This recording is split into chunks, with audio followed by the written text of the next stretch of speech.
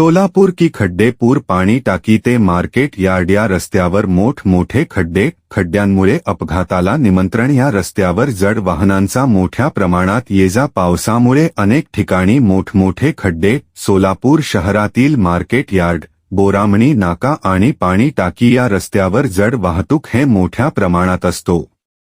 पावसामुळे market yard ते बोरामणी नाका, पाणी टाकी या रस्त्यावर मोठमोठे खड्डे पडले आहे। खड्ड्यांमुळे व जड वाहतुकीमुळे या रस्त्यावर नेहमी अपघात होत असताना आणि अनेकांनी आपले जीव गमावले तर अनेक जण जखमी झाले।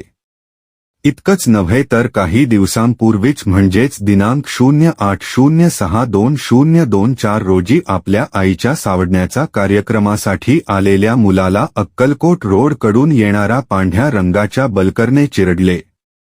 यात सुनील शिवाजी पवार, वय 42 वर्षे, रा गजानन शाळेजवळ, स्वागतनगर, सोलापूर यांचा जागीच मृत्यू झाला होता।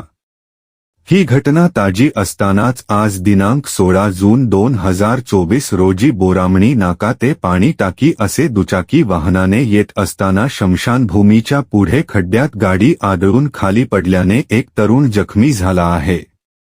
आकाश चंद्रकांत बनसोडे, वय वर्ष 23, राहणार नितीन नगर, अक्कलकोट रोड, सोलापूर असे जखमी झालेल्या तरुणाचे नाव आहे। अशी नोंद सिव्हिल पोलीस चौकीत झाली आहे।